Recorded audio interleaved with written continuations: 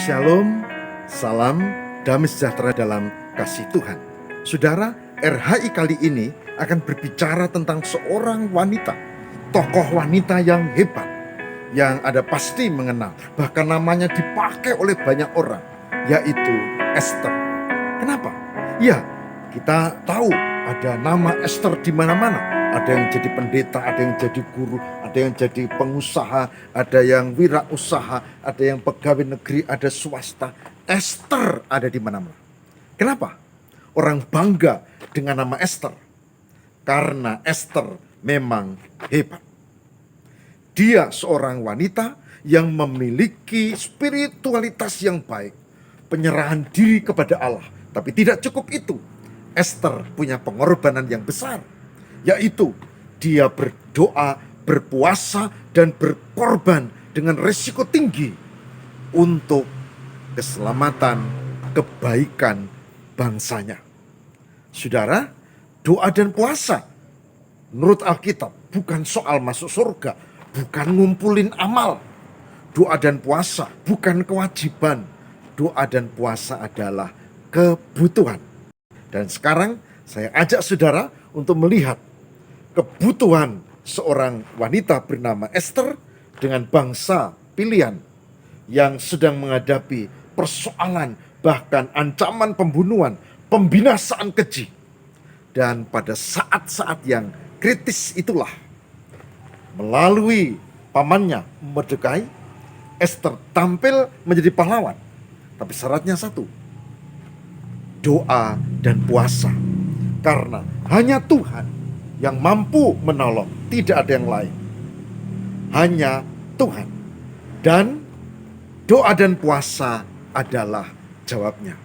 Mari kita ikuti, dan ini akan menjadi sangat penting, memberi inspirasi buat saudara-saudara dan saya tentang doa puasa Esther. Saudaraku yang terkasih di dalam Tuhan, Esther adalah istri Raja Ahasveros, kerajaan Persia. Sebuah kerajaan besar pada zamannya. Esther adalah umat Allah, menyembah Yahweh, menyembah Tuhan. Dan pada suatu hari, saudara, Esther, permaisuri raja ini, kaget setengah mati. Karena apa?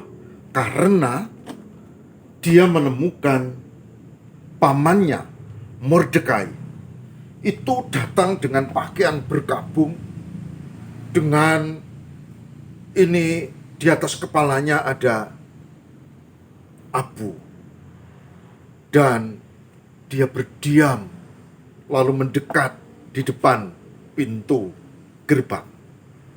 Tentu saja dia tidak boleh masuk, dan semua orang melihat. Dan dikatakan di dalam Alkitab, Mordekai ini merintih melolong-lolong. Artinya dia sedang menghadapi pergumulan yang berat. Kemudian Esther bertanya kepada pamannya, apa artinya ini? Dia utusan orang. Dan Mordekai memberitahu bahwa Raja Ahasveros melalui orang kepercayaannya yang namanya Haman sudah mengedarkan surat edaran bahwa ada suku bangsa yang bukan asli pribumi Persia akan dibinasakan. Yang dimaksud adalah orang-orang Israel, orang yang menyembah kepada Allah. Dan Haman ini memang tidak suka dengan umat Allah. Haman ini tidak suka dengan Mordekai dan semua orang-orang yang menyembah Tuhan. Dan sekarang bahaya di depan mata, karena surat itu sudah beredar. Bahkan dalam jangka tertentu, pada satu hari nanti akan ada pembantaian besar-besaran. Saudara, begitu mendengar ini, kaget saudara. Permaisuri Esther bingung, apa yang harus diperbuat? Dan kemudian Mordekai mengatakan, kau juga termasuk umat Allah. Mungkin kau luput karena engkau ada di istana raja, tapi keluargamu semuanya akan dibinasakan. Saudara, kita akan membaca bagaimana sikap Ester, seorang perempuan yang menyembah Tuhan di tengah pergumulan dan kesulitan. Biasanya perempuan kalau punya beban yang berat, dia menangis, dia bingung, dia cemas. Tapi Ester langsung dia ingat bahwa satu-satunya penolong yang bisa melepaskan hanyalah Tuhan Yahweh, Sang Yehuwa. Itulah sebabnya kita membaca kesaksian di dalam Ester pasal 4 yang demikian. Saya akan bacakan buat saudara. Saudara silakan simak. Ester pasal 4 ayat 15 sampai dengan 17. Ester pasal 4 ayat 15 sampai dengan 17. Yang demikian sabda Tuhan. Maka Ester menyuruh menyampaikan jawab ini kepada Mordekai. Pergilah dan kumpulkanlah semua orang Yahudi yang terdapat di Susan, dan berpuasalah untuk aku. Janganlah makan dan janganlah minum 3 hari lamanya, baik waktu malam, baik waktu siang. Aku serta dayang-dayangku pun akan berpuasa demikian. Dan kemudian aku akan masuk menghadap raja, sesungguh pun berlawanan dengan undang-undang. Kalau terpaksa aku mati, biarlah aku mati. Maka pergilah Mordekai, dan diperbuatnyalah tepat seperti yang dipesankan Ester kepadanya. Demikian Ester 4 ayat 15 sampai dengan 17. Yang berbahagia barang siapa mendengarkan firman Tuhan dan memelihara dalam kehidupan setiap hari. Saudara, ini menarik. Begitu punya beban yang berat, maka pertama yang diingat Ester adalah Tuhan. Dan meskipun dia memang betul-betul mengingat Tuhan, ada sarananya adalah doa dan puasa. Dan dia minta dukungan kepada pamannya Mordekai dan orang-orang beriman lainnya supaya berdoa dan berpuasa 3 hari. Lalu dia menghadap raja, dan saudara tahu itu di istana ada aturan. Kalau siapapun tidak dipanggil raja, itu mendekat, itu pasti kena hukuman mati. Resiko ini yang akan ditanggung karena apa? Siapapun. Saudara, betul, 3 hari doa puasa dilakukan. Saudara tidak usah tanya buka jam berapa, sahur jam berapa, tidak ada itu. Saudara tidak perlu tanya ini kewajiban dari mana, tapi ini kebutuhan orang yang sedang akan menghadapi pembantaian dan pembunuhan yang keji dari tokoh sekitar raja yang namanya Haman. Saudara, kemudian diceritakan di sini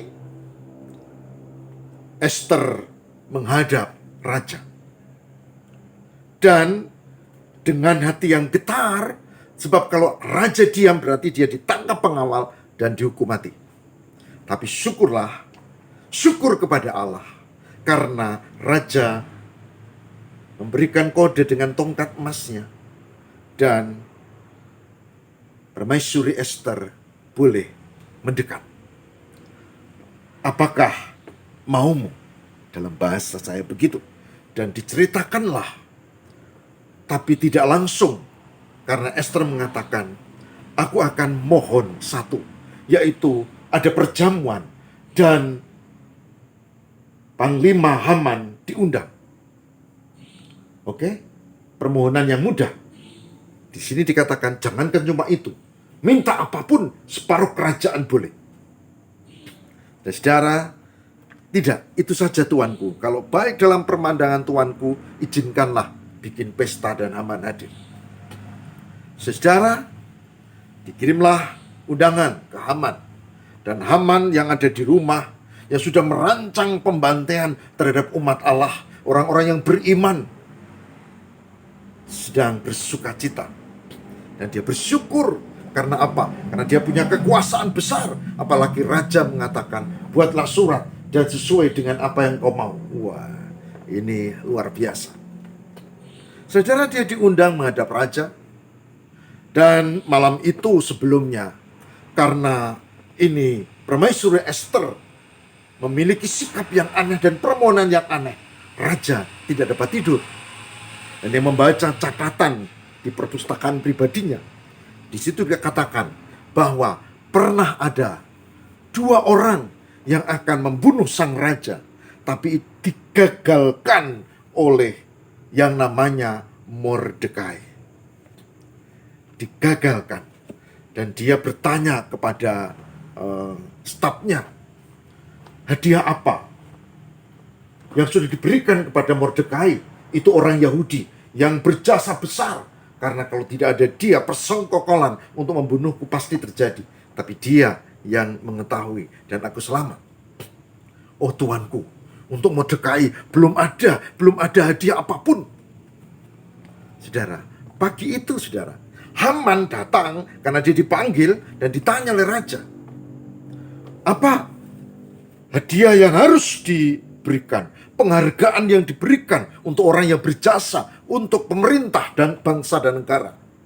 Haman berpikir, ini pasti aku nih yang akan mendapat hadiah. Lalu dia berkata, oh itu harus diberi tuanku, jubah raja, naik kereta kencana, dihormati, dikasih cincin dan seterusnya.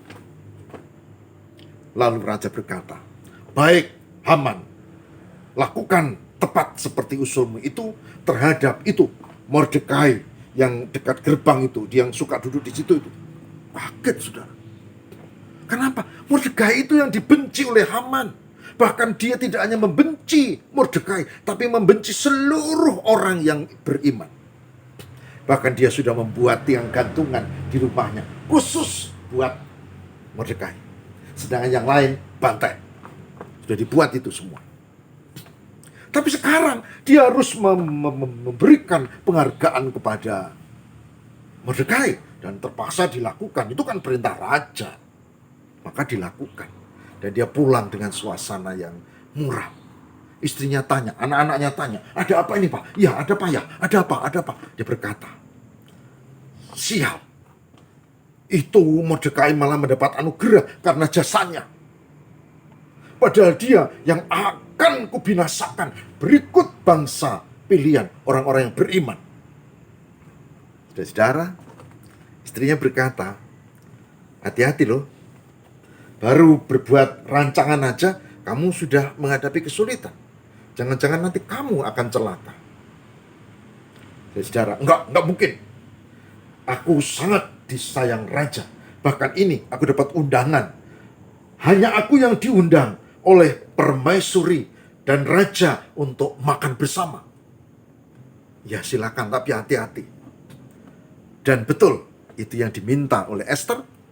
Ada jamuan makan. Nah setelah makan, raja berkata, ada apakah permaisuri sehingga engkau mengundang seperti ini? Tuanku, selamatkanlah nyawaku dan nyawa bangsaku, karena kami akan celaka tuanku. Singkatnya begitu. Maksudmu apa? Karena ada penggawa Tuhanku yang atas nama Tuhanku sudah membuat perintah untuk membinasakan bangsa kami. Dan Mordekai yang baru saja diberi anugerah, itu pun akan dibinasakan, Tuanku. Karena dia termasuk orang yang menyembah Tuhan. Raja kaget, saudara. Loh, masuk? Siapa orang yang jahat itu? Siapa yang berani seperti itu? Dan Permaisuri Ester menjawab sambil melihat Haman.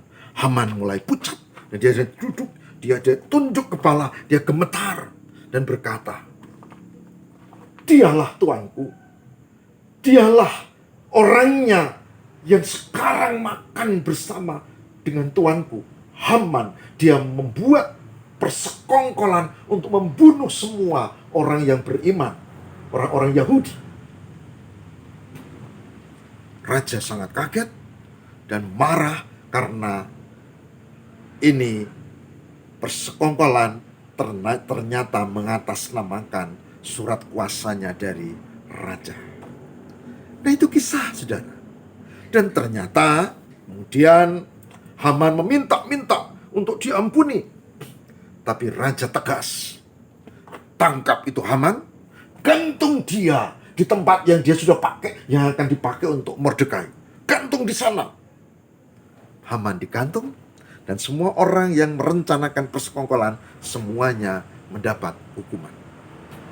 Saudara, itu ringkasnya. Saudara boleh baca di kitab Ester. Yang tadi kita baca, Ester 4, ayat 15-17, itu kan sepotong saja. Karena apa? Karena sebelum sampai ke sana, Ester mengatakan, saya akan berusaha. Tapi berusaha saja percuma kalau tidak ada kuasa Tuhan. Tuhan pasti menolong, tapi percuma kalau kita tidak memohon dan merendahkan diri.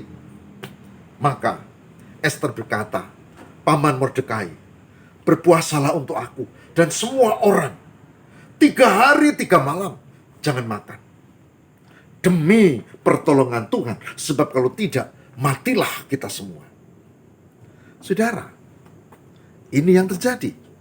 Ester yang hebat, doa puasa yang kemudian ditolong oleh Tuhan. Saudara yang terkasih di dalam Tuhan, hebat, iman, dan penyerahan kepada Tuhan. Begitu juga dengan doa dan puasa yang dilakukan oleh Ester. Luar biasa. Orang kalau sudah kepepet, tidak hanya 1 hari atau 2 hari, 3 hari nggak makan, nggak minum, sambil memohon, Tuhan, tolonglah, Tuhan, tolonglah. Dan jawabnya jelas. Tuhan mengabulkan doa dan usaha Ester. Sejarah mencatat bahwa malah yang celaka Haman dan kru yang bersekongkol dengan dia, sejarah mencatat Ester malah bersama bangsanya, termasuk pamannya Mordekai, malah selamat. Sejarah mencatat bahwa Allah berkuasa untuk menolong. Doa dan puasa adalah disiplin rohani yang dipakai. Jangan salah, yang hebat bukan doa puasanya. Yang hebat adalah imannya Ester, yaitu Tuhannya Ester yang menolong dia. Jadi, kalau hari ini kita mau belajar dari konteks ini, maka yang perlu dipelajari adalah jika menghadapi kesulitan dan penderitaan yang berat, ingat Tuhan. Yang kedua, yang perlu dipelajari Allah, tidak cukup dengan doa.